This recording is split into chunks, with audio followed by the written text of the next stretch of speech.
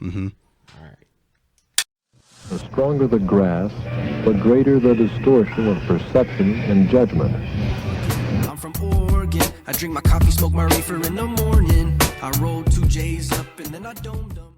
Peteyboy, welcome to fucking Hippy Speedball again, buddy. Thanks for having me. Dude, again, right, I know. So a little backstory. So we did this whole episode. My computer decided to update and everything, and then it was just like, nope, I'm not going to keep this one or another one. So I just redid the other one yesterday, redoing this one today, and I really appreciate you guys, you and J9. Shout out J9, Antonio Jackson, great fucking guy.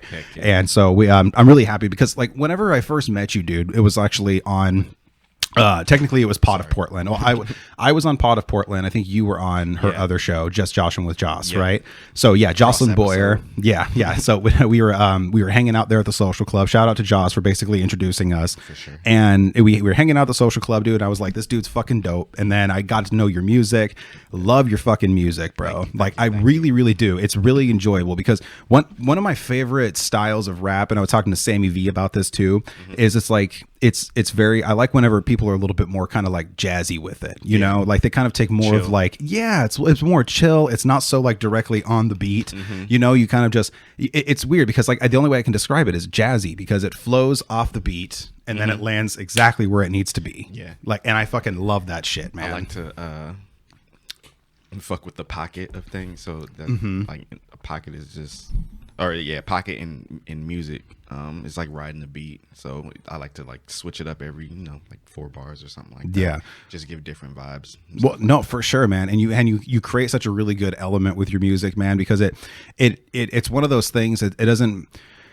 It feels a lot more holistic, like because whenever I'm listening to you rap, it's more drawing, and I really like it whenever an MC can do that, bro. So so I want to kind of go into how you developed your rapping style now. Like, did you start off where it was kind of more like da da da da da da da da? You know, it was kind of more like where it was like that simple kind of on the beat, and you kind of evolved it, or how did that all kind of start for you? I think it probably developed more so out of like I listened to a lot of R&B growing up. So it was about melodies and harmonies and what sort of R&B artists did you like to listen to?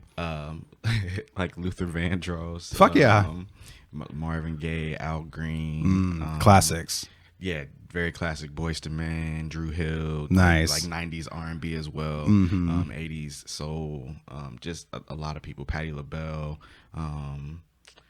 There's just so many to name, really. But, for sure. Yeah. I got you. But yeah, no. That's so probably a lot of Motown and then 90s R&B stuff. A lot of Motown. I also love Motown. Being in the Midwest is where I was raised at. Oh, yeah, that makes perfect sense, too. I mean, you're not too far from Detroit anyway. Nope. So that's and I lived in Michigan for 5 years as well. Nice. When I was younger. What part? Lansing. Lansing. Oh, okay. Michigan State. I love Michigan, bro. I got to visit Michigan when I went to, it was. I went to Ann Arbor, and I got to hang out in Detroit, too. And so it was really awesome because I went there for the NHL Winter Classic where the Red Wings played against the Maple Leafs, and it was at the Big House at Michigan Stadium. Nice. Bro. I've never been because I'm on the other side at Michigan State, but my family, my dad and my brother both are huge fans of Michigan, so house divided. So dude, oh yeah, for sure. I have that in my family with Oregon State and U of O. Yep. Like like house divided. Exactly. And so but like it was a lot of fun. I fucking loved Michigan, man. And the one thing that's really cool about Motown, I just kind of want to spit this little fact that not a lot of people know this, that a lot of those songs, like the major popular songs of like the Motown era, were actually the same band, just with different singers. Yep. And they were called the Funk Brothers. And they all had different or they had just had different lead singers. Exactly. Like, and then like they would rotate through. I mean, even as far as like, like the Temptations and like Etta Fitzgerald and a lot of like older singers, they would just play with the Funk Brothers. And one of my favorite members of the Funk Brothers was actually their bass player, and his name was James Jamerson. And he used to play with one finger. Oh, so all of those iconic bass lines in those songs are played with just one single finger, and he had all of his fingers. Right. He just used that one for some reason. That's hilarious. And he was kind of like the the badass of the Motown like band members. He was just flexing. He's like, I can do this shit with one finger, dude. And he used to fucking party a lot. Probably and he was cigarette hanging out of his mouth. Oh, dude, he would smoke a lot too, and also he would record lying on his back. Come on, legend. Just because he can. Right, just and with one finger laying on his back. What are you talking about? There's a handful of musicians that have done that, and it's really weird. Like, I know Ace Frehley from Kiss, there was a few songs that he's the guitar player for Kiss, and there was a few songs that he recorded just lying on his back. I tried that one time. I don't like it. Like, when I'm playing guitar, I can't play guitar standing up or sitting up, so laying down is I can't play guitar in any position. Right. But hey, dude, I can't rap, so it's an even trade. There you go, bro. We both provide a service to the music scene. Indeed. Yeah. So you had like that soul kind of Motown sort of influence, and how did that kind of transition into hip hop? Because I was told by a good friend of mine early on that just like, yeah, you can rap, but you just like you rapping people's ears off. So you just kind of to switch up the styles to elevate. Okay, switches up the style. Just kind of makes it interesting. Just a little bit. There you go. Tight. Makes it interesting. Keeps people drawn in every couple of bars. Just so like. I'm still rapping. It's just I'm saying it differently, or here or there, and really just where the beat tells you to put words at. It's like sometimes people get on me for like leaving the outro so long, but it's like nah. Sometimes you gotta feel just to process whatever I just said, or just you have your own thoughts on what you would hear on a beat. So okay, you can have your own interpretation of what you thought should go at that second part. Nice, man. So tell me about your writing process. Like, so I mean, I know when we talked before, I mean, you're a natural, just a writer anyway. Yeah, you've always been a writer. You like from stories, poems, everything like that. Which is another reason why I think we vibe so well together. Which, by the way, we're gonna get fucked up and go bowling too, man. For sure, that's definitely happening. Has to happen soon. I don't have many stoner friends that also like to drink and go bowling. Like, so that's 3 for 3. Did we just become best friends? Yep. I love that shit, man. So like, how did that? I mean, tell me what your writing process is like, man. I think traditionally, you have to draw people in with like your first couple of lines. So I feel like the first 2 bars and the last 2 bars of the song, like what you come in on and what you leave out on before you go to like a bridge or a hook or anything like that. I feel like those are like the 2 most important parts, like for each verse. Yeah, so my writing process is always trying to like find the tightest like first couple lines, because honestly the rest of it will flow from there for me. The fill in, it'll once it's like a dam. If you got a crack in it, it's like once you get past this part and it busts through, the whole rest of it is just gonna flow. I like that analogy a lot. It's just gonna flow through, because like sometimes a lot of people don't know what, like in writing, I really like that analogy, because like that in writing, all it takes is just that little slip through. Because I remember I was reading this one book, and it was talking about it was a book that was basically about like dealing with writer's block, and it was literally saying when you write your first sentence of anything, go celebrate, because like that's a huge fucking deal. Like people don't know how much that actually is, because once that cracks through, that's what gets the gears start to turn again. It's just that initial like slipping through the cracks of the rocks. So finding those first couple of lines that really open things up and just help things flow. I go from there. And those first couple lines, do they just come to you, or do you have to search for them? It depends. I guess that's good. Yeah, that was a dumb question, Joe. On the song, a lot of mine are more like introspective, so I don't want to get right into like the point. Essentially. So I'm gonna save a couple. I'm say something to draw you in, and then I'll sprinkle in, some truth, some pain, some process, just words. I'll fill it in, and then with the last 2, you also want to tie in the rest of the song. You know what I mean? So that's why I say the first 2 to catch them, and last 2 to connect the rest of the song. So well, and I think that probably comes from just your natural writer's brain, because everybody knows how important that hook is, like in the very, very beginning. And so it's like you look at a hook, not necessarily just like the chorus of the song, but like the initial, hey. Right, like actual like hook. So it's like funny how that has that term, because like everything is leading to the hook for the most part. But you're like, fuck that, I'm putting my hook right in the beginning. Right, I like that, right man. At the beginning, and that makes sense too. Whatever. I don't like structure, or traditional structure. Like a hook goes here, a bridge goes here. Blah, blah, blah. So I just kind of like I said, whatever the beat and what the song dictates. Nice. So what subject matter do you find is easiest to write? Myself. Nice. Good answer. Just like stuff I've been through, or stuff I'm going through, or like I like to also write in the eyes of other people. Like maybe like, oh, if I was them going through this, this is how I would, this is how I would go through it, or this is how I would do it, or this is how I would feel, or this is my thought process of that situation, and through that person. Nice. I'm writing for them. Once again, coming from your writer's brain, from basically creating a character and putting yourself through the minds of that character. Yeah, every song, but with truth added to it as well. Every song, you can create a character. You can create a different dimension. You can create a different world. Just like with every song. So I think the real challenge is like trying to tie it all in for like an album. It's like, how do you And right now, you said you're sitting on a lot of material now. You got like a like kind of a Doors thing going on. Just trying to again look and put myself in the position of a listener. Like, what would a listener want to hear me doing? Oh, okay. But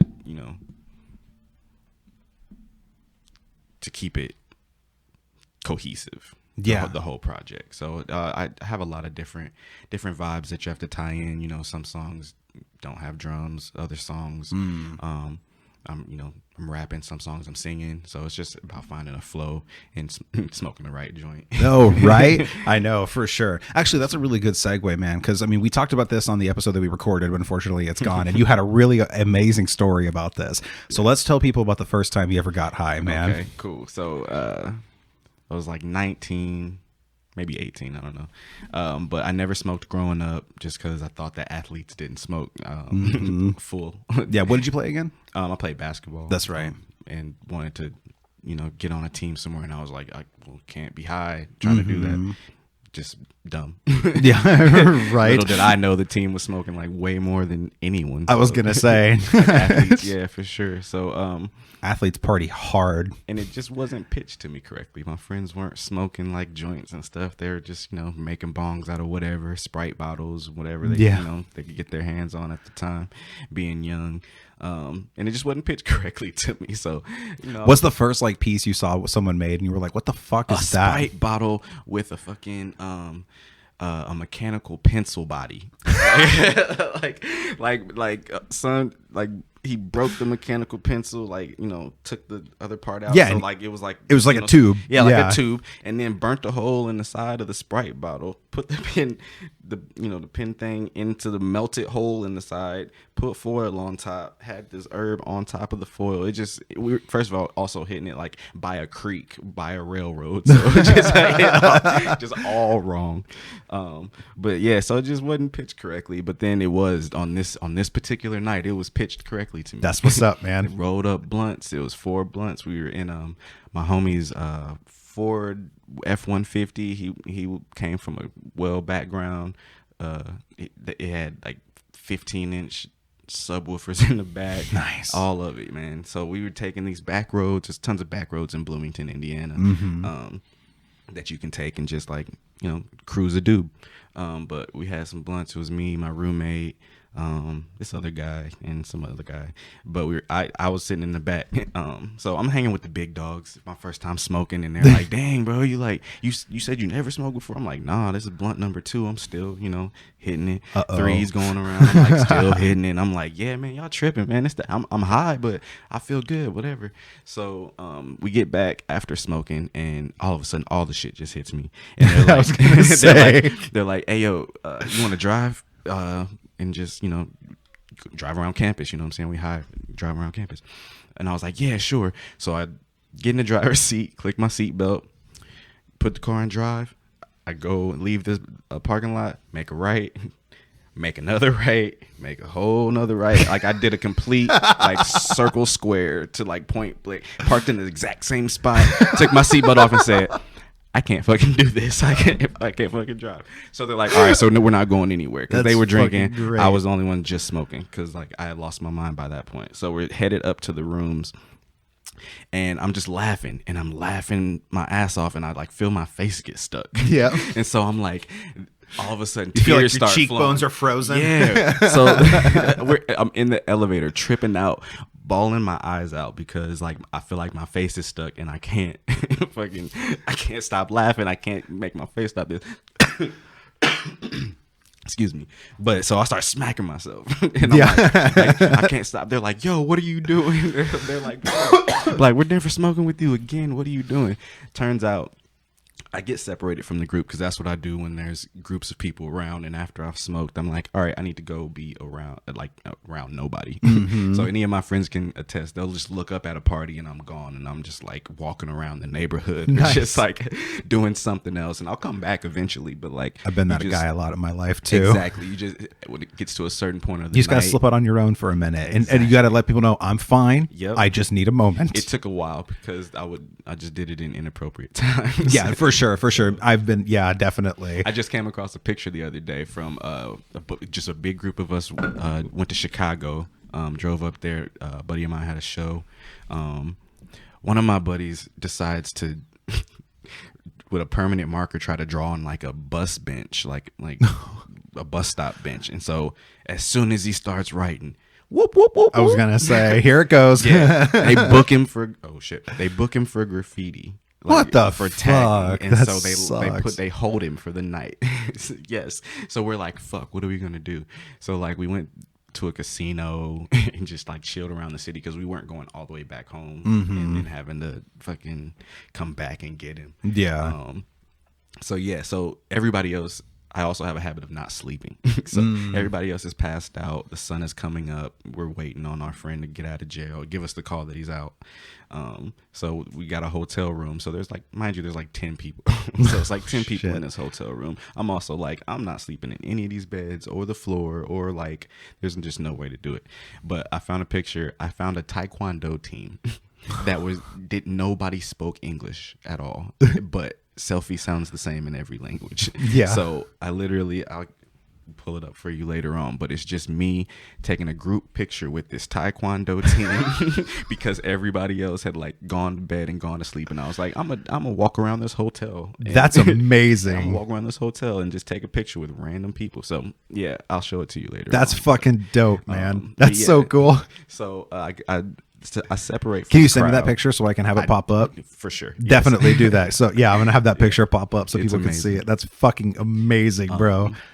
I love those moments. So yeah, I separated from the group my first time smoking, and I end up on a floor above mine at the exact same room, but I just went to the wrong floor, just like slept outside on the door. But they found me, they put me back in my actual room, and because everybody was cool from the top 3 floors, so like floor 9, 10, and 11. Were you all leaning cool. like against the door? So Yeah, if somebody yeah, yeah. opened it, you would Yeah. fall inside. For sure. Yeah. back on the door. So I'm like sitting like this, just sleep. Like can't get into. Can my you imagine room. if those people I'm like so that were high. staying in that room? They like, did. Did they opened it? No, they came back. Oh, they So came That's back. when they found me. Oh, But, those are like, the ones that found you? Yeah, but that's what they were saying. They knew where my room was. so Gotcha, they got me up gotcha. to my Okay. room and shit. I was gonna say Shout out that'd to be them. fucking hilarious. They just walk up and some dude's just sleeping on their door. It's like, Yeah. what do we do? What do we? Who is this? How do we approach this? Yeah. So yeah, that was my first time smoking. That's awesome, man. And then that sounds like a horror story to some people, but I never stopped smoking after that. So It doesn't sound like a horror story. It sounds like an epic fucking yeah. night, bro. Yeah, so- that's the kind of negativity you don't need in your life. Oh, People that say that's a horror right, story. That's a horror story for weed. You ended up getting high, going to this freaking hotel, hanging out with a Taekwondo team. Oh no, that was a separate incident. Oh, that was a separate incident. Okay. No, I just that was the segue to I just go off on my own sometimes. Oh, once okay, I'm gotcha. high. That For was some the reason in my head, I originate- thought it was the. Speaking of getting high, Right. No, but I was high that time too. So I could imagine. So I was gonna say that sounds like such an epic moment. Like I could imagine your friends were like, "What'd you do last night?" You're like, "Bro, you Right, just show it's them the like- picture." Yeah, it's on Instagram. That's hilarious. Makes me think of when I was in Vegas. I was like out with these guys all night long, and then it was like I told my lady I was gonna be back by 4. That didn't happen, but I'd been keeping her updated, like saying, "Hey, don't worry, I'm alive. Like we're over at this place right now." Just keeping her updated. But I was playing like wingman for my couple of my friends, and I was able to round up like 5-6 girls, and so we were all kicking it. And they bought them drinks. One of the ladies bought me a drink, and one of them invited me to smoke a joint with her too. So we went off and smoked, and it was fucking super fun. But it was like 6 o'clock in the morning, and we had walked to this one diner at the Venetian there in Vegas, and it was a really fucking, I think it's called the Grand Lux Diner or something like that. They open at 6 o'clock in the morning, so we were there getting some breakfast to end our night. And my lady's like, "Where the hell are you?" So I just snap a picture of us at the diner. And I'm like, "We're getting breakfast. I'm still I'll be home soon. Don't worry." But she was mad at first, but she understood. And then also she had to give me some credit because I kept her updated. Yeah, it's not like I was just leaving you high and dry. Right, you know where I'm at. Yeah, for sure. And was that there? And could you share locations? What's that? Could you share locations via phone in that time? I could, yeah. Okay. Yeah. Because this was literally just like a couple months ago. Okay, yeah. This was only just very, very recently. Gotcha. The only reason we stayed out all night was because we were out because it was like me and my lady were out until like 1:45 in the morning, and then she wanted to go back, and then my friend was like, "Hey, dude, we actually took a nap, and we're like got a second wind right now. Do you want to come out?" And I'm like, "Yeah," because I wasn't on my first wind, like right, and so I took Allie back to the house that we were staying at, and then I went out with them, and then it was like 3:45, 3:30 in the morning was around, and we were hanging out, drinking and shit like that, and gambling, and then I was like, "Guys, the sun comes up in like less than 2 hours. This night doesn't end until that sun comes up." And so like before we went to the diner, it was such an epic, like cinematic end to the night because it ended with us sitting at this gazebo at Caesar's Palace, watching the sun come up, eating carne asada fries. Oh man. Does that not sound like the end of an epic movie? Yeah. It was You found your friend and now you guys are eating carne asada fries. Yeah. We found your friend. And one of them's name was Doug too. That's what's fucking great. Yeah. Yeah, I actually learned how to play that on piano. The song he plays, the I Tiger song. I learned and if you get murdered by crystal meth tweakers, then we're shit out of luck. Yeah, it's actually Bring doo doo doo, bring doo doo doo. Yeah, I don't know whoever wrote that song. It was him. Great. Oh shit. So yeah, they actually wrote it on the set of the movie. Oh, hell yeah. Yeah, and so I was always wondering. I was like, man, the writer who writes like if that happened, right? And it was they just had this piano that was there on the set, and like in this hotel room that they built and everything like that. Yeah. And so he was like kind of fucking around with it, and then Judd Apatow and him were like, "Hey, let's actually write a song and put it in the movie." Right? Judd Apatow. No, that wasn't Judd Apatow. It was Todd Phillips. Okay. Todd Phillips, but also still a fucking goat, bro. That's Hangover, Old School, Starsky and Hutch, Joker is a Todd Phillips movie. Oh shit! Is the second one? Yeah. Well, see, I don't know, man. What do you think about that, man? I was kind of upset when I heard that they were making a second one. Yeah. I thought they should have just left it. Yeah, they got to milk it. So it's probably a third one. But it's probably good, man, because honestly, because even Todd Phillips himself was saying that he wasn't going to make a sequel. He's like, unless the story just comes and it seems like it's right, I have no plans on making a sequel. The right check came for him to or maybe he just got the right inspiration. Like maybe there was something there, or maybe they're just saying fuck it and they're deciding just to literally connect all of these DC Universe movies and make it so they could make it so it's been connected since the 90s. They can do that easily, because also they could even I think Burt Ward is even still alive, so they can even go further back than that, because he was the first Robin from the 60s. Yeah. And so like they could even make it so he's like, an older. What's that? I said R.I.P. Adam West. I know, man. That was a bummer. Yeah. I feel like I want to develop an Adam West impression. That would be a great idea. You don't hear many people do that. Not do it well. Right. But it was, I don't know, man, a second Joker movie. I don't know. Yeah. I'm not, don't make it 3 hours long, 2 hours and 45 minutes or whatever. Did you? That's right. You haven't watched the Zack Snyder cut Nah. of Justice League yet. I can't watch too much over 2-hour movies. Well, the cool thing about that one though is it's broken up into segments. Okay. Like it's literally like intermissions. it's like literally like chapters. Okay. And so you can just watch watch until you want to, and then you can just stop there. Kind of like how like Inglourious Bastards is set up. How it's kind of broken up into chapters, and then it'll actually like go into like the chapter 2, chapter 3, and so it does that throughout it. And it's definitely, as a DC fan, you need to watch it. Yeah, I want There's time. so I want time much to watch movies, but I always like kind of feel guilty. I'm like, I could be working on something. Dude, I I'm could the be same mixing way, bro. Or I could be like making a new beat. I'll make the or exception something for like that. certain things, but most of the time TV and movies are kind of like background noise. Like there's certain things, like I had to watch the Snyder Cut because also I was very, very upset with the way Justice League was handled and everything like that. For those that don't know, Justice League originally was supposed to be like this epic fucking movie, but then Zack Snyder's daughter committed suicide and he wasn't able to finish the movie. So then Joss Whedon, oddly enough, the one that was running their competition, comes in and says, "Hey, I'll finish the movie for you," and just fucks it up royally. Literally fucks it up. And you watch the fucking Snyder Cut and you're like, why the fuck wasn't this? And almost every single person that hated on the first Justice League movie watched the Snyder Cut and was like, what the fuck, you guys? Why didn't you release this? Right. This is so much better. Like, and did they make money off both? See, the Snyder Cut went straight to HBO Max, so I don't really know. And the Justice League movie didn't do as well, and it was because of the way they just fucking butchered it. I mean, I still enjoyed it, but it was definitely not what it could have been after watching the Snyder Cut, because what that one is just, and also. Apparently the guy Ray Fisher, who played Cyborg, he and Joss Whedon had beef when they were on set. And you can see this because in the original cut, Cyborg is a central part of the movie. Like you literally would not have the plot without Cyborg. Yeah, which is and then when you watch Justice League, he's barely a secondary character. It's such fucking bullshit. Well, I'll have to watch the Snyder Fuck Cut. Joss Whedon, man. I know all the fucking Joss Whedon fucking fanboys are all pissed off. It's like, he made Firefly, you son of a bitch. We watch Castle in that, in the same guy in that Firefly, the movie. No, I haven't watched Castle. Oh, Did Buffy, right? Say Buffy. Did he do Buffy? Google that. Yeah. Yes. Now I'm curious too. If you wouldn't mind looking that up, that would be sick. Because I don't know, he might have. I didn't really watch Buffy a lot though. Like I had friends that did, but I wasn't really super into Buffy. Was that Joss Whedon? Joss Whedon did Buffy the Vampire. Well, that's cool. Good for him. Fuck Joss Whedon still. Yeah, he still ruined Justice League. He could have fucking made Goodfellas for all I care. That's my favorite movie of all time.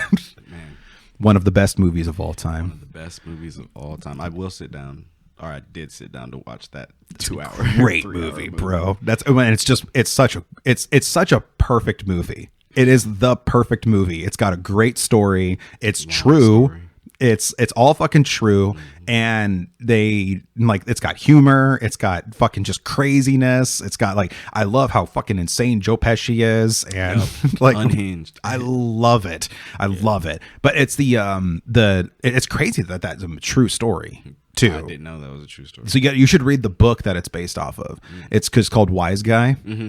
And it's by Nicholas Pileggi, and he's interviewing, and it's got stuff from Henry Hill and Karen and everybody in there. Yeah. So in you reading it, it's just like Goodfellas. I mean, even the first line You is probably already have the voice in your head exactly. the whole time. So that first line is that as far back as I could remember, I always wanted to be a gangster. Yeah. I'm surprised more people don't start songs with that. You don't really hear it a lot. I don't know if anybody wants to be a gangster except him. I don't know. At a point, I wanted to be a gangster really bad.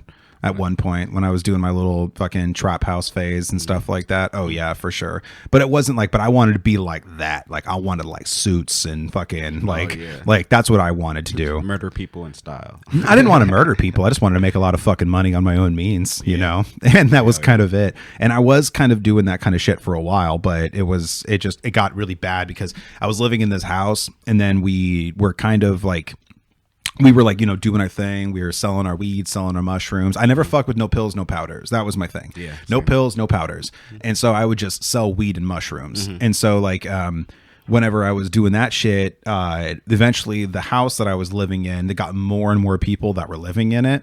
And then they all started getting strung out on coke. And then I started having shit go missing, and it just turned to this really, really ugly situation. Yeah. And then I just eventually just kind of pulled myself out, and I was like ready to keep going after that because I just kind of was just doing my own thing. But I was really fortunate enough to, sorry, big blunt buddy, just chilling there, falling over. I was really fortunate enough to be able to pull out when I did and everything. But I had like this guy who was like, he was actually like this Italian guy who kind of like took me under his wing and was like showing me, hey, Joe, you want to make this happen? This is how you do it. And he's like, this is how you do it for real. Right. He's like, don't listen to these fucking guys. Just do your thing. Oh yeah. And it was like, and I was living in this house, but it just got fucking crazy because like we had people that were coming over, and then like the very next day somebody would like shoot up their house, and then it was fucking like, I guarantee that if we would have kept going the direction we were going, they would have easily just fucking hit us with a RICO, like 100%. And I was kind of the one that was like running the operation, so I would have gone down the hardest. They all would have tried to just take me down. Yeah. But luckily I was able to pull out of that shit. Not for a while, I didn't give a fuck, but then after they all became untrustworthy, the lady who owned the house, we come to find out that all the money was going up her nose, and so the fucking they foreclosed on the house. Damn. And so we all had to fucking leave, and that was like a situation where I was like homeless after that for a little while, and then after I moved back in with my mom for a little bit, that's when I ended up meeting up with Juniper's mom, and then had a kid, and then haven't thought about any of that shit ever since. It's just, Kids will change it. They should, at Right. least they should. I know tons of friends that don't give a fuck. They'll still go and hustle, and they have kids and shit like that. But for me, it's not worth risking the freedom. Like that's what I can't risk. It's like I get it's easy money, and I get it's quick money, and it's like you got to make money for your family and everything, but it's not worth. Forced. What's that? I said some people were forced to do it. Sure, for sure. But there's also smarter ways to go about it too. Like there's definitely a lot smarter ways and shit. And like my biggest thing was like, and the only reason I could talk about this is because like there's a statute of limitations. But it's my biggest thing was like I ran like certain like operations. It wasn't just like I didn't want to get too involved with drugs because that involved like way too much heat. That's why I didn't want to sell coke. I tried selling coke for one day, and I understood why people sold it. Like, because also I hate doing coke. I've tried it, didn't like it. Yeah, it was not my thing. I don't like having that much energy, and I already have a ton of energy, and I felt like my heart was going to explode, and it was really good coke apparently too. And I didn't fucking know. But I tried it, didn't really care for it. Then one day I just got a really great deal on some coke. And then I was like, well, sounds like why you go to Target. It's a great deal, not why you buy. Well, I got a decent amount for a very good price, and I literally just could not turn it down. I was like, all right, well, I know how much this will go for. And then I ended up selling that shit in like 4 hours and made myself like $6,000-$7,000. It was like really, really quick. And I was like, oh, that's why. I get it now. But then also like I don't like the crowd it brings around. Yeah. Like I don't care for that. After you sold out, you probably still got calls for the next 2 or 3 days. 100%, bro. Blowing your phone up, bro. 100%. I had to be like, dude, leave me alone, man. I ain't trying that shit no more. It's not my thing, bro. Yeah.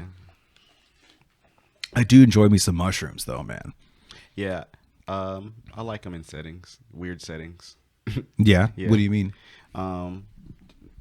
Anytime I've done them, it's not been like, I guess what you're supposed to do on shrooms. I like took them when everyone else was like passed out from the night before and just stayed up and watched like Amy Schumer. Wow. Sounds terrible. And speckled ceiling. It was like ceilings like this. It was like a speckled ceiling, and just watched it for like 3 to 4 hours, just typing out, again, writing. Anything that came to my mind, I was like writing it down just so I would remember it later, because I didn't know if I was going to remember it later. But how was it when you read back on some of them? A lot of it made sense, but other stuff was like, yo, what, bro? Get out of here. Get out of here. I don't remember anything from it, but I just remember where I was at that time and the shit that my brain tried to make sense. don't make sense now. Oh, okay. So, What's your favorite thing to watch while you're on mushrooms? Like other than just patterns and the wall and stuff?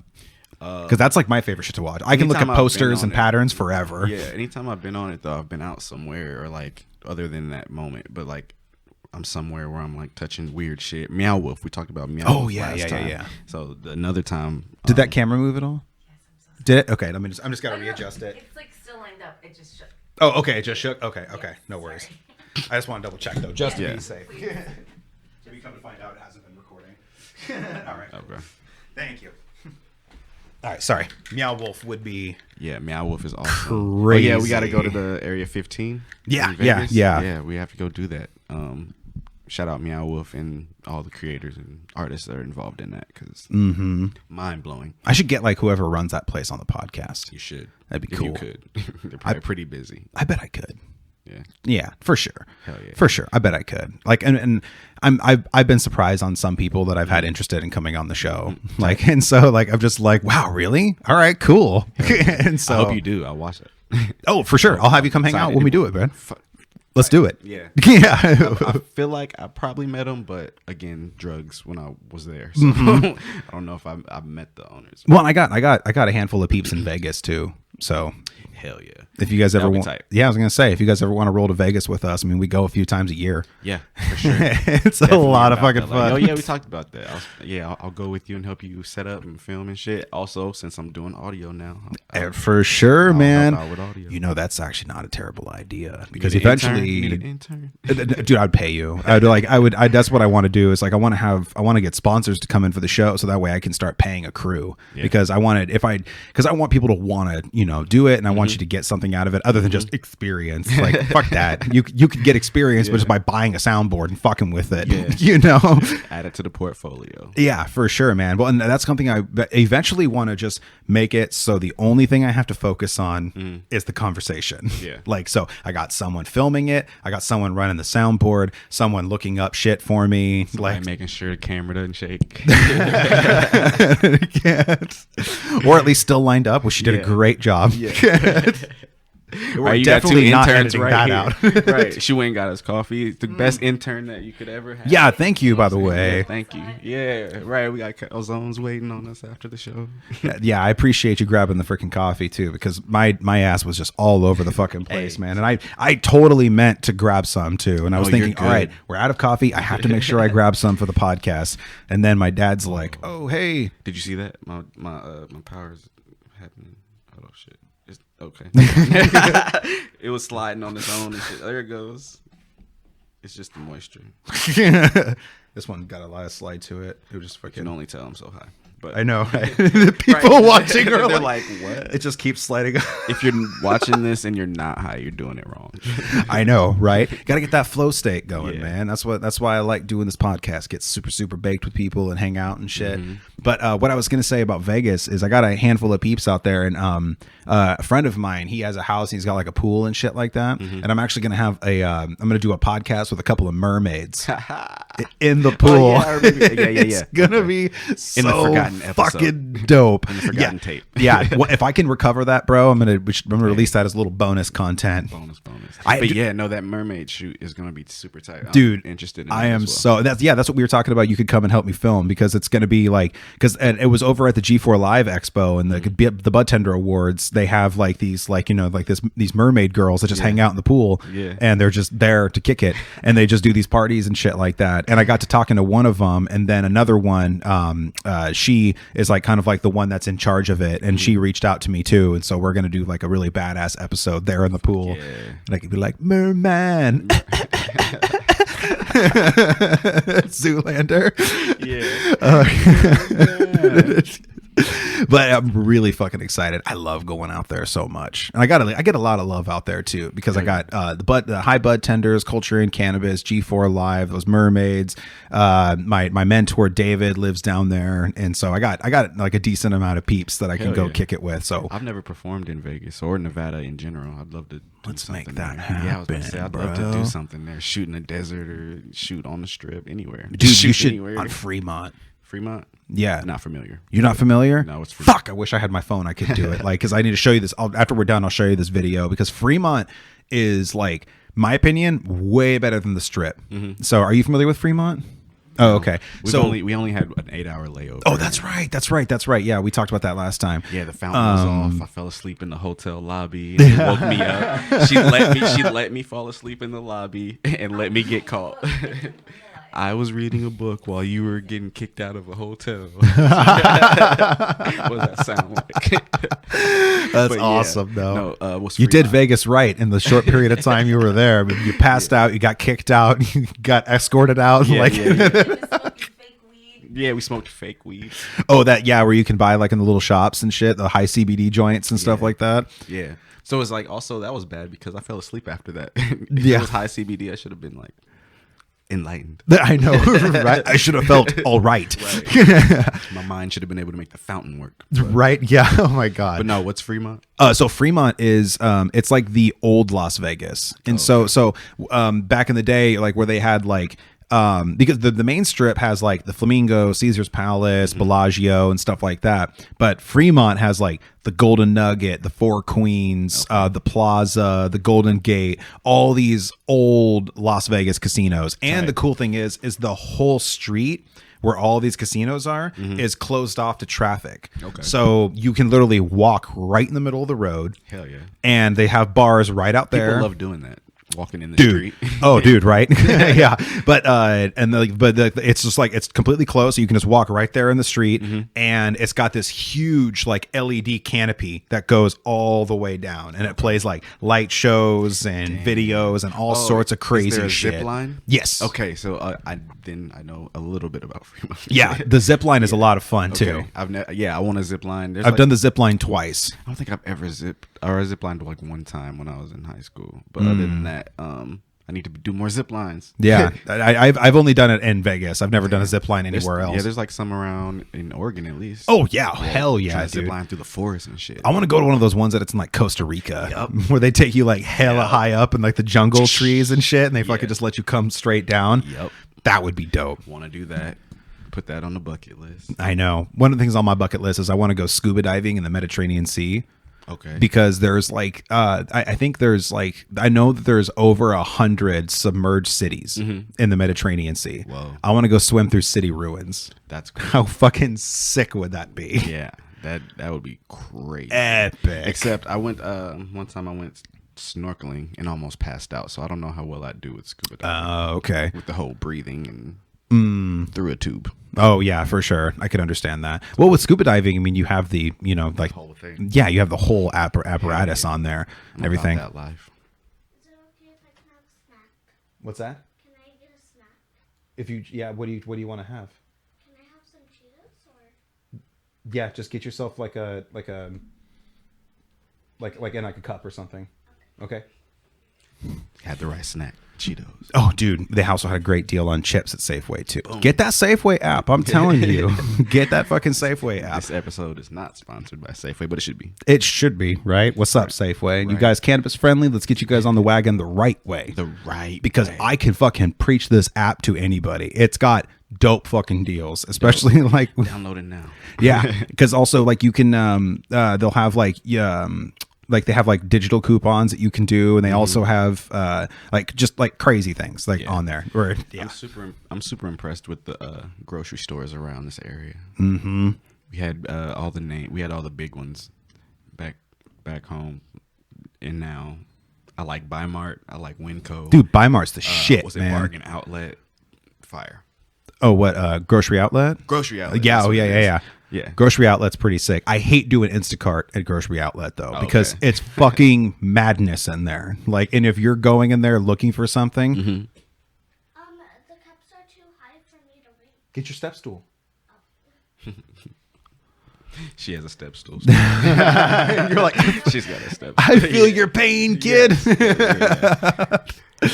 Oh god, grocery outlet's like a fucking madhouse in there because like everything's in random places. It's not where it should be, and so maybe that's why we like it. We just get high and we just like walk around. We're like, yeah, we need that. Question but mark. they do have things you can't find anywhere else. Strangely, Like, and I remember, dude, they didn't have it for very long, but they had, so you know, like those TGI Fridays chips that are the potato skin ones, the bacon and cheddar ones, dude, they had big bags of them. Damn. Like big family size bags Couldn't of get them. anywhere else. Dude, yeah. And then I tried to go buy some and they were gone.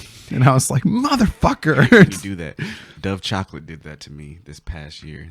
Every holiday season, they would come out with like a mint cookie chocolate candy. Oh, okay. And I get down on mint chocolate, yeah, bro. That was one of the ice creams I got. Yeah, okay. Yeah, okay. Because I just cleared out my mint cookie ice cream as well. Nice. So yeah, they have these candies that they've putting out for like years. I'm talking about like 10 years, 12 years straight, like every holiday season going to get them. All of a sudden, no word. They just stop making them. That sucks. Like, yeah, this last like 2-3 years, I've been like, where is it, Dove? Where's the announcement that you discontinued? Give me my mint, you Give me motherfuckers. my fucking cookie mint. Yeah. Where is it? Like, we legit like go on like a search party to Target. There's no like kid cups or anything. Just get a regular cup. But yeah, it's like Target. They get you lost. Oh yeah, yeah, dude. Buy-Mart is the shit, man. Yeah. Buy-Mart is so cool. Like they have everything in Nerding there. out on grocery stores. It's crazy. I'm an adult now. I know, right? I'm all getting excited about an app for grocery you're like, right, discounts. man. Like 19-year-old, that dude, the dude that smoked weed the first time, he'd be so upset with me right now being excited about grocery shopping. it's the ultimate stoner thing to get excited about, though, man. We used to get high and just like in the 24-hour stores. Oh shit! Yeah, you're cool, bro. And then go to Meijer or like Walmart. Oh, yeah. just walk around and buy obscene things. Dude, Meyer's the shit though Ride a too. bike. I never been into Meijer until I went out to Michigan. Yeah. That place was dope. Yeah. And I remember, dude, so I was so excited to find Faygo like everywhere when I was out there because I love Faygo. Love Faygo. Well, Faygo's out there is like what Shasta is out here. Yeah. Like, you know, and Okay. like because they have like, well, I mean, I don't it's know why I was triggered for some reason. I was like, I don't know, Fanta's better. Or Faygo's better. no, I think Faygo's better too, but I'm saying like it's like the equivalent. Yeah. Like, you know, because they have all those different flavors and Shasta has all those different flavors. And Shasta's tight too. The lemon lime or the mountain. Their answer to Mountain dude, their Dew. Tiki Punch. Yeah. Forget about it, Yeah, man. yeah. I can drink the fuck love out of soda. that. Me too, man. And it I sucks drink it because enough, but I love lemonade. Lemonade's my favorite, but Dude, it's not a soda. so I'll go to Khalifa, right? And they have a little soda machine in there, and they have a in there. They have a lemonade and a Sierra Mist. I'll mix those two up. Shout out You to know Jasper what's for telling me about that. He's like, You bro, know what's up. dude? It's so good. I Oh love yeah, they did. lemonade. Remember we went. The Khalifa we went to. We just got water, but the soda machine. They had a soda machine. Nice. Which one did you guys go to? It's over in Portland, probably 122nd and Gleason or something like that. Oh, okay. Yeah. I think. Yeah. I love Khalifa. The only place you can get Khalifa Kush. Right. You smoked Khalifa Kush yet? I have, yeah. I did a pre-roll, and they were out of the flower there at the time. Oh, okay. So, yeah. They go through the flour pretty fucking quickly. Yeah. I still think it's a little expensive though. Like all that cookies. fuck cookies, weed man. and all I don't that shit. I don't care for Burner that much. He just was on Forbes though. It's good for the culture.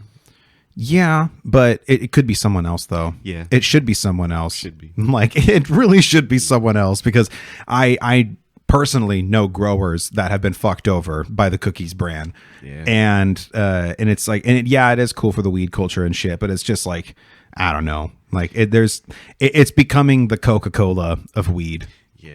And I It's look obviously at not that good for the culture. It's still. well, I look down at cookies with weed the same way as look at Metallica with heavy metal. Like, you know, it's like it's like all right, yeah, it is, but I mean, it's fucking Metallica. Yeah. Like, you know, it's like I don't get me wrong, no disrespect to Metallica. I was never But all disrespect to cookies. no, yeah, but all disrespect to cookies, All man. disrespect to Well, and cookies, plus he didn't invent the cookies fucking strain. Right. It's like you just adapted the name. It's Yeah. like that's not like that sucks, man. That's grimy. Yeah. Like make your own shit and start the brand that way. Don't just be like, oh, I like cookies. I think that would be a great brand name. I'm gonna Right. do it.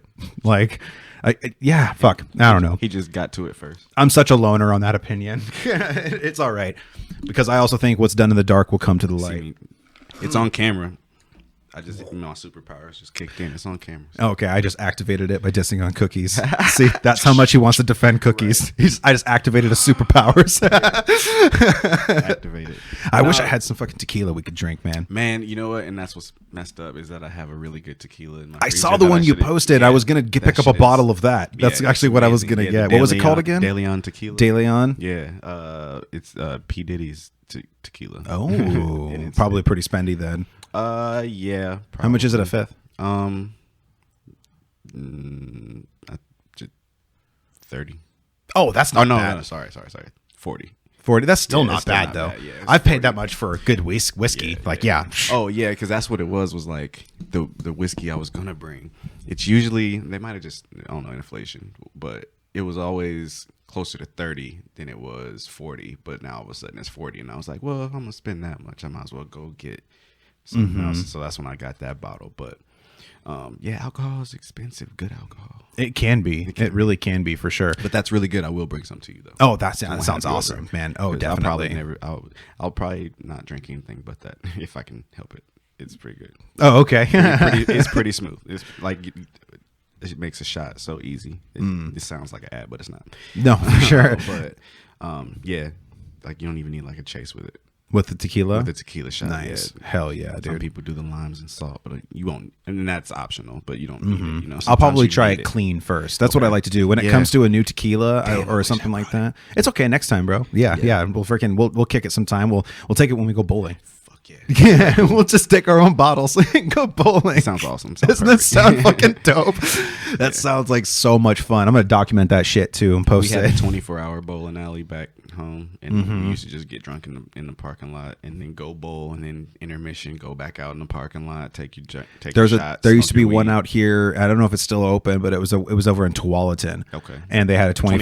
24-hour? Yeah, it was either Tigard or Tualatin, one of those two. But I remember me and some friends, we all like were fucked up one night, and we wanted to go bowling, and we found out about this. We had no idea that it was even there. And so we found this 24-hour bowling alley, and that's exactly what we were doing too. We'd go in there, bowl a couple games, come out, we'd smoke, drink, go back in there, order more. Like, I'm trying to remember like what even got me into bowling, but I think it was which ties into like you loving Michigan is when I lived in Lansing. My mom taught at Michigan State, so when she was in class, me and my sister we would walk around campus. Nice. What'd she teach? She's an English professor. Nice. That makes a lot of sense, bro. Right, with writing. Makes a lot of Yeah. sense. So yeah, when she was in class and we just had time to kill, me and my sister would just go to their bowling alley. They had like a student like bowling alley, and because she was a teacher, we got to bowl for free. Nice. So we just spent 2-3 hours just bowling, and I guess that's just what got me started on bowling because like You just fell in love with it. Yeah, for sure. I just love that shit. That's fun. It's so much fucking fun. Yeah. And when I was a kid, like, you know, I was like fucking younger than Juniper, and my parents used to bowl league over at Milwaukee Bowl. And so they used to have like Tried a to little get in there. It was a big weight. dude. Yeah, for That real. that is like a Milwaukee Bowl's classic. Yeah, for it's sure. old school. It's a staple. still never been, but I probably have to go during the day. Yeah, go during the day. It's really fun. I mean, at nighttime, it's definitely like a little bit busier. 2-hour wait is what Yeah, they quoted us. It was yeah. crazy. If you want to, like, you can also reserve lanes though too. So you can always just call up ahead and then be like, hey, I want to get them for these times, and then boom, that way you're already set to go. Damn, we should get a hippie speedball bowling team going. That would be sick, The bro. speedball part is what the bowling. Hell yeah. Hippie speedballers. Speed bowlers, yes. Come on, Hippie come speed. on, come Yeah, the hippie speed bowl. on. You got co-captain right here. That's fucking sick. Shake and bake, buddy. Yeah, Let's buddy. do it. That sounds Back to amazing. back, Kobe and Shaq. Fuck yeah, bro. That sounds so cool. Hell yeah. That's a great fucking idea, because I have a friend of mine who would be down to probably join us too. So What do we need? Like 5? I was gonna say I'm pretty sure we need 5 Boom, that's 3. I'm sure she would stand in when if she needed to. on the hippie speed bowl team. I like bowling. But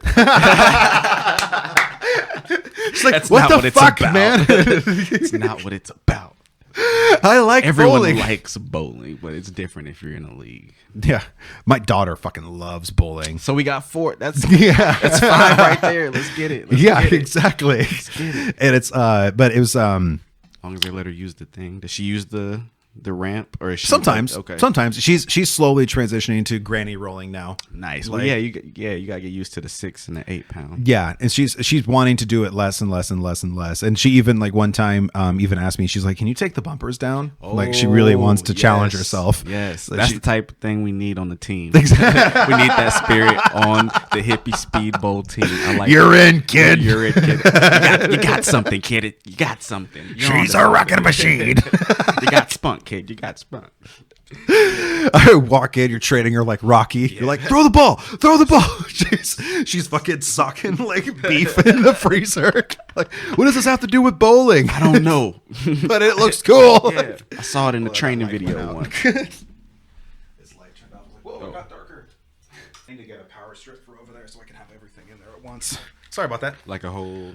Yeah, exactly. Because like right now I need to have the light, my laptop, and my phone charger all plugged in at the same time. So I have to kind of like pick and choose. And today we chose the charger and the light. So Tight. Okay. yeah. But normally if my laptop hasn't been plugged in, that's the only reason why that turned off, because it hooks up through a USB and I just have it hooked up directly to the laptop. But usually the laptop has enough juice in there to where it can at least power the light.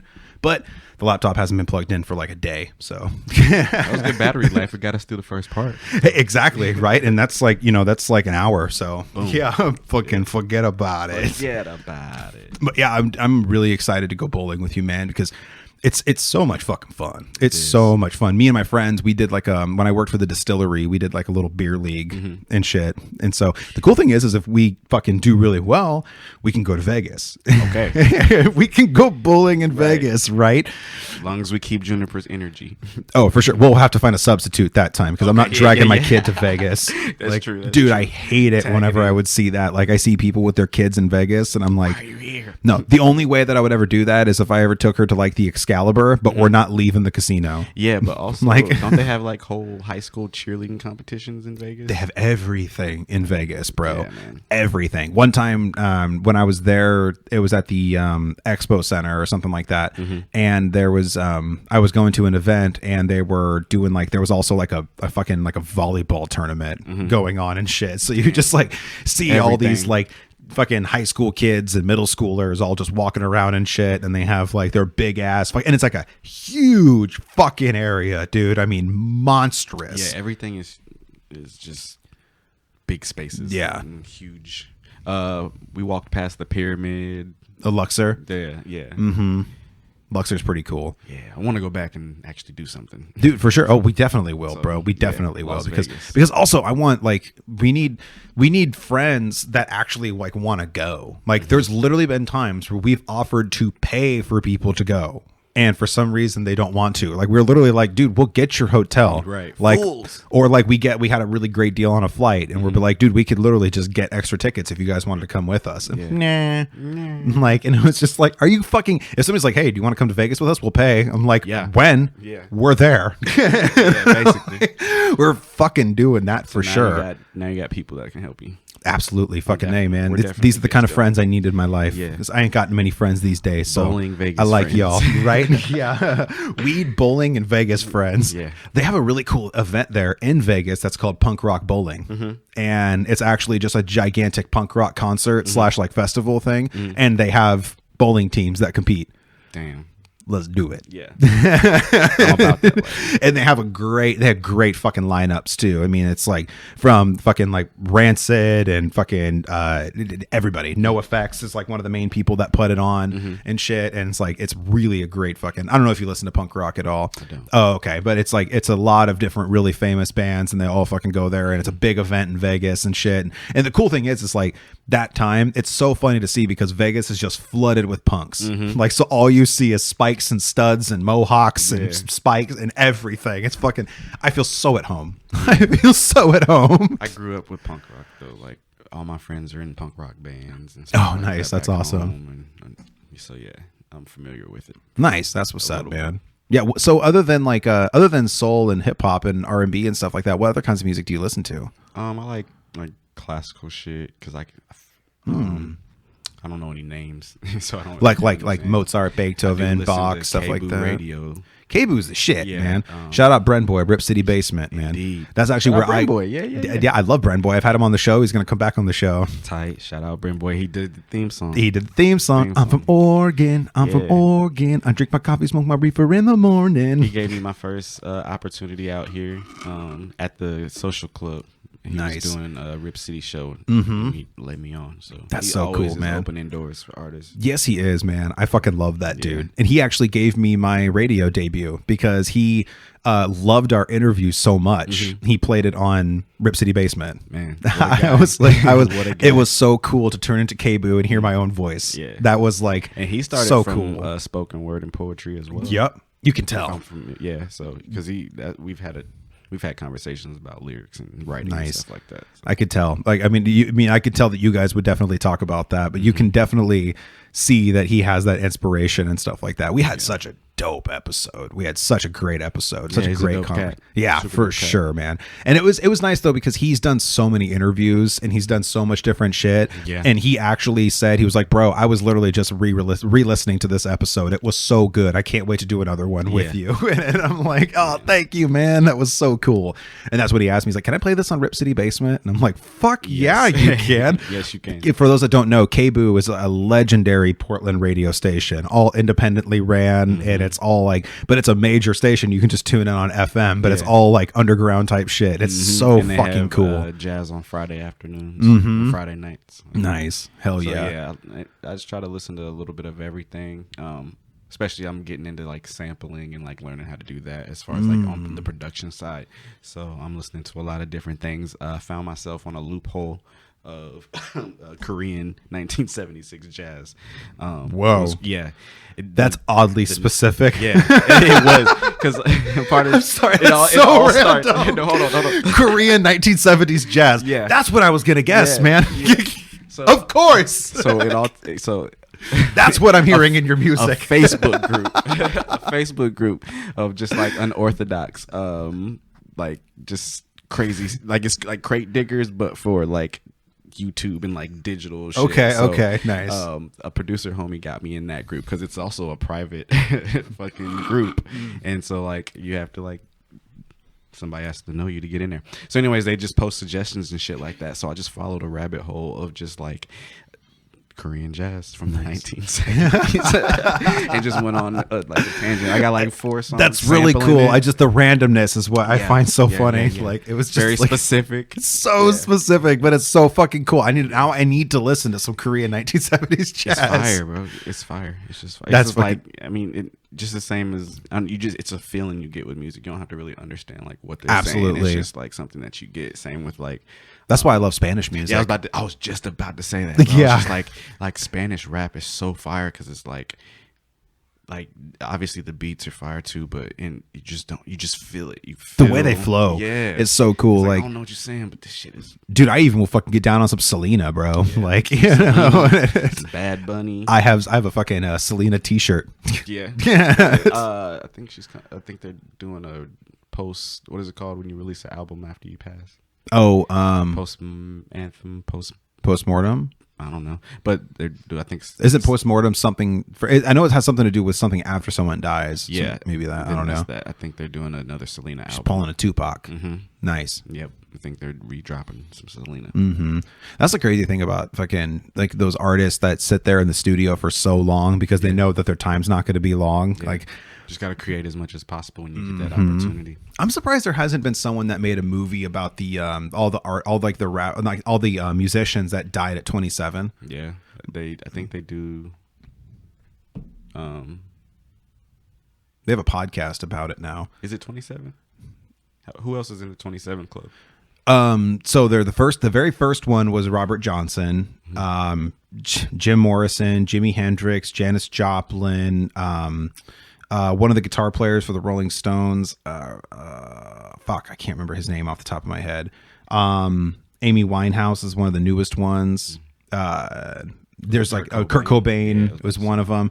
And yeah, there's been a lot of people that died at 27 for some odd fucking reason. Because they're in the music industry and the industry does that. What's really crazy though is the very first one. This is what I find the oddest, and this needs to be explored more too, because it is really weird, because the whole concept of why people think that they die at 27 for all like these really prolific artists and musicians or whatever is because, you know, the concept that they sell their soul to the devil and everything like that.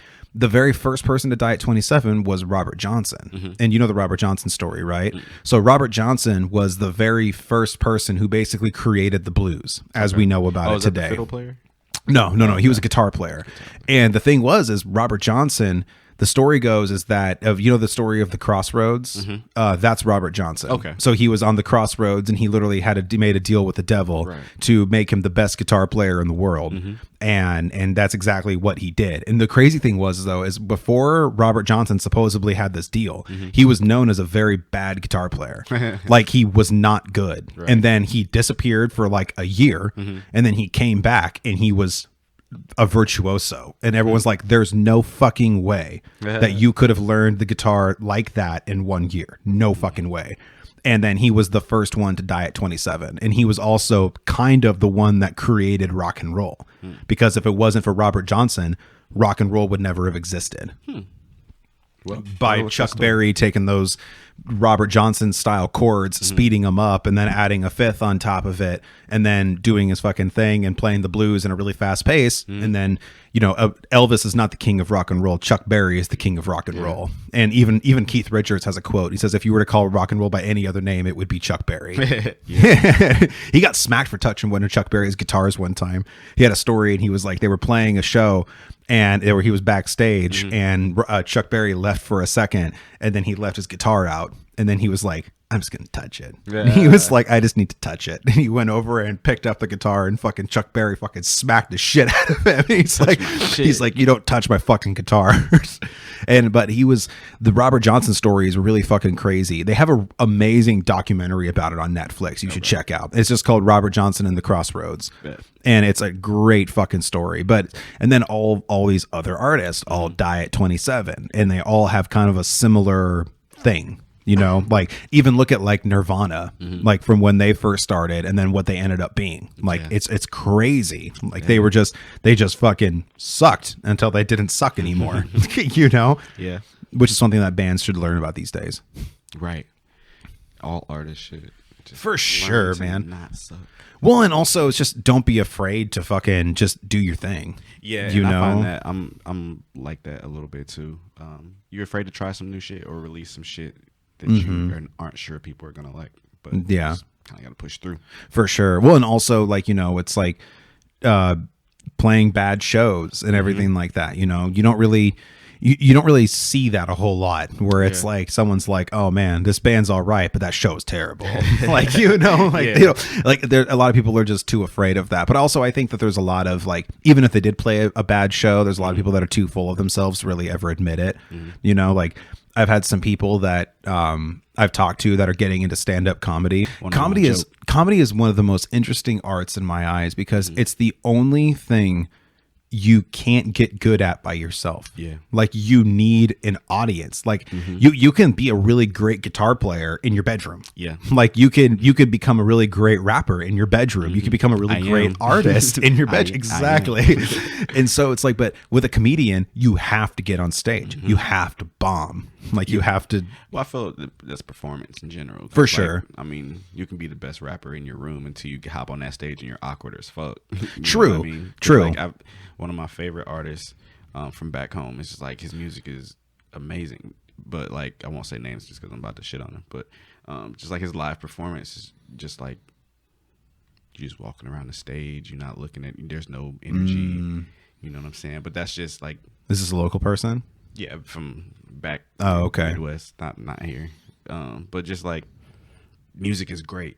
Like, but the live sets, they just were awkward in live sets. For sure. You know what I'm saying? But also on that, they still perfected that music before even stepping foot on a stage. Exactly. You can't do that with stand up. True. Like you can't just be like, you know, like okay, I'm make funny. like because you can make a song and then show it to a handful of people and then gradually increase the audience that way. With stand up, you have to just try these jokes, and if they don't work, you're gonna know real fucking quick.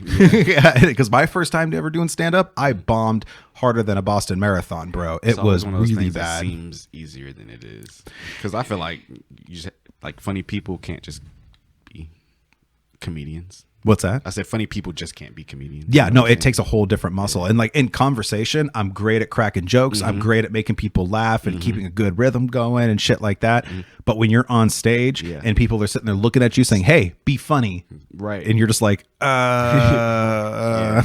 And I've like, the more I did it, the more comfortable I got. And then I got really into like the actual science of writing jokes. Like I got really into like what exactly, like deconstructing a joke, what makes it funny, what is happening in this sentence that actually makes it funny, and how can you replace certain words with different things, setting it up, choosing the right amount of, even down to the fucking syllables. Like, I mean, there's certain ways that words can just like punch. And that, I mean, you're saying it about stand-up, but that's the same with rap. Oh, for sure, man. Spoken word and any of that is just like how you perform something. And that's what was, you know, kind of upsetting about it, because it's like, your music is so good. It's like, but, you know, if you can't perform, kind of sucks. Exactly. Well, and that's going to be your bread and butter. So you better be able to learn how to do that. So. You know, it's like, and I think that's something that's unfortunately very neglected these days. Because I even see a lot of local rappers that all they kind of do is just walk around on the stage and like they just kind of like maybe move a little bit or something like that. I miss the days of like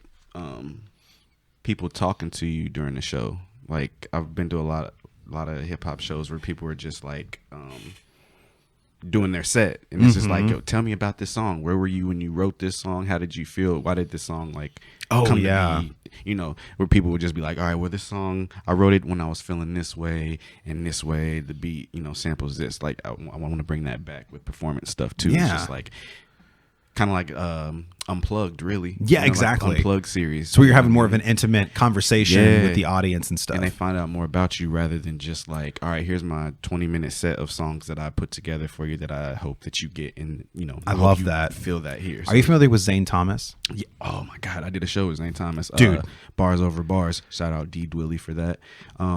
But that's totally what Zane Thomas does. Yeah. Because he'll tell stories and do stand up kind of in between the songs. Yep. I just did an episode with him. Great fucking supposed to be episode. on I'm supposed to do something with him too. Shout out Zane. The fuck yeah, dude. But yeah, when I saw him, I liked his music a lot because he did that as well. He was on the same time as. I could totally picture you doing that, man. That would be sick. Yeah, and just like you gotta. He was good. He was good at, you know, relating to the audience. Yeah, relaying to the audience, and then also relating to the audience, because like you felt what he was saying, and like the emotion in his music is for a purpose. You know what I'm saying? Yeah. And him talking about like mental health stuff and like his battle with, you know, sobriety and stuff like that. Him just being so open and the stuff with his mom and stuff. Yeah. Him being so vulnerable in that made the performance. But if he just went and did his songs, I'm sure that it would be a fire set if he just went through and did his set. But because he stopped and explained to you why he picked this song, basically, and what the song means to him, I felt like that made and it kind of like brought you on a special. journey and stuff like that. Yeah, dude, I can totally picture you doing something like that, bro. So that's what that would be sick. I want to just like do unplugged sets. It's like, do you know what I think would be a really great setting to probably curate that too? What? If you went to like open mics at like coffee shops. Yeah, bro, you would kill at that, man. Seriously. Yeah. Because that's also what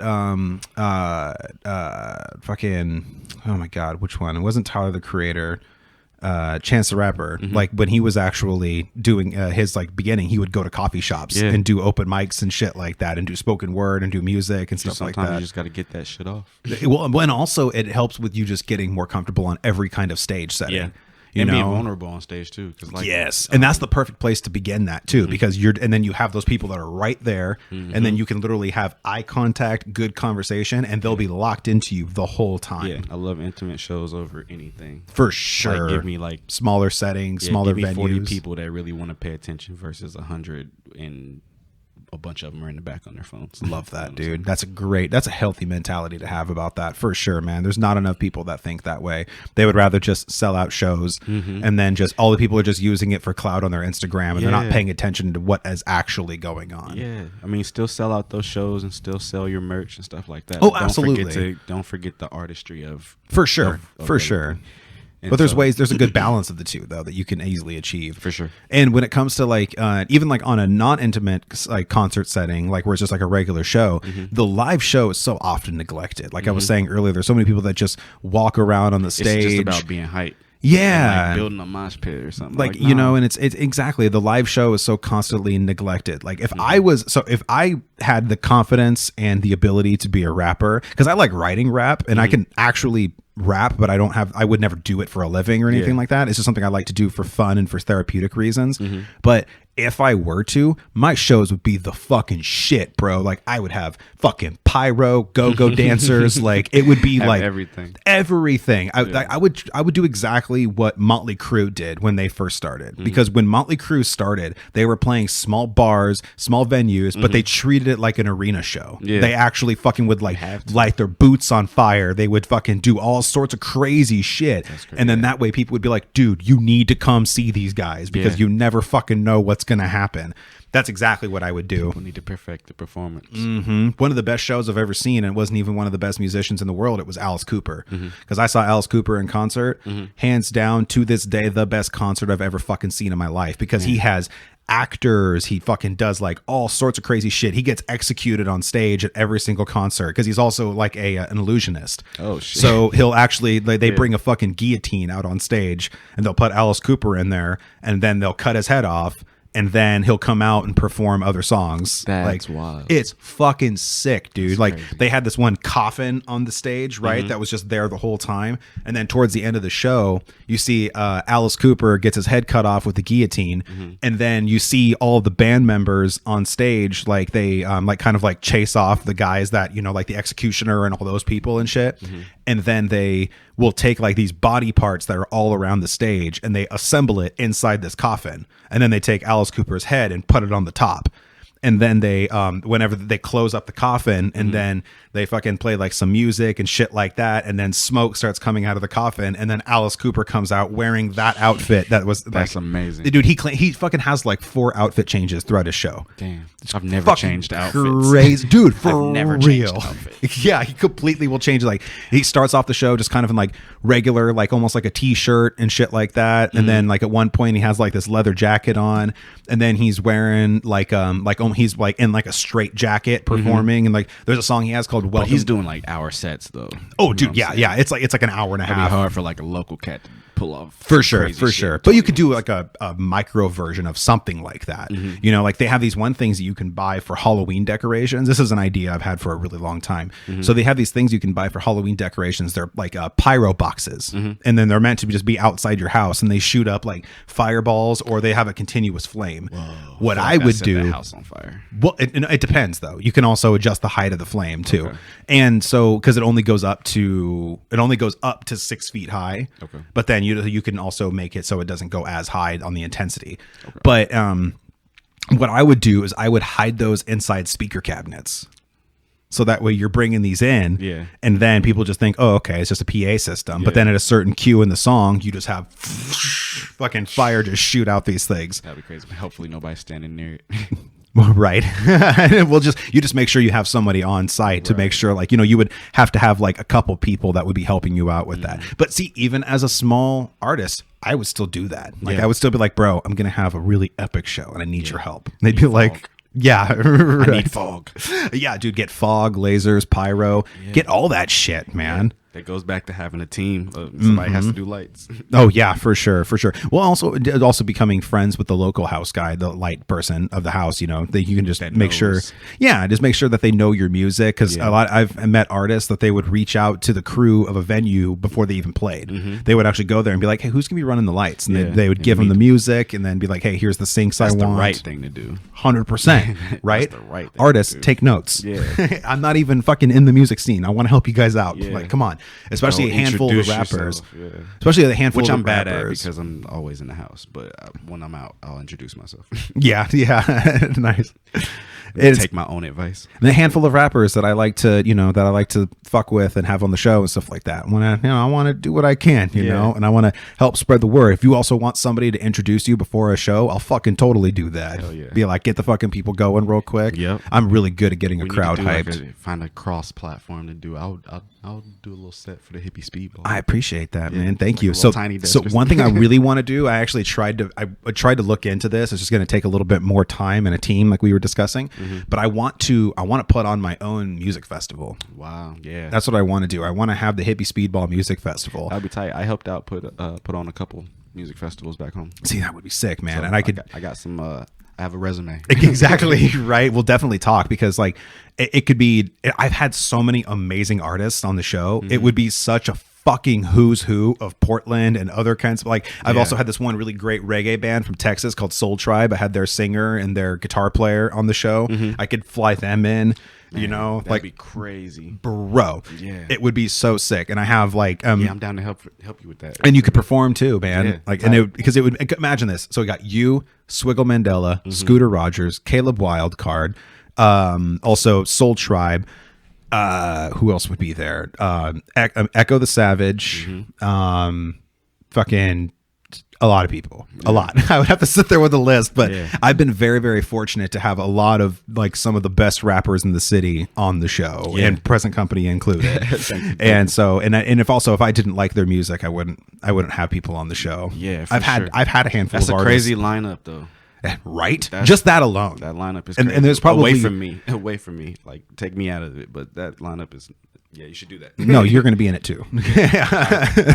I'll help you with it too. But And that would be such a fucking epic show. Like you could probably like honestly, in my eyes, like we could probably fucking like fill out like Edgefield with that sort of lineup. I mean, seriously. And then also it would make it such an epic show for you guys. Like you would have this venue of thousands of fucking people now that you can just freaking perform in. Festival. Yeah, exactly. I'd have local fucking distilleries, breweries, food vendors, food trucks. I would literally try to get all of just like my favorite ones. Yeah. And it would you need to make that happen. We'll get that Let's rolling. fucking get that rolling. That sounds like hell yeah, dude. I wanna help the Maybe scene. shoot for like next summer. Yeah.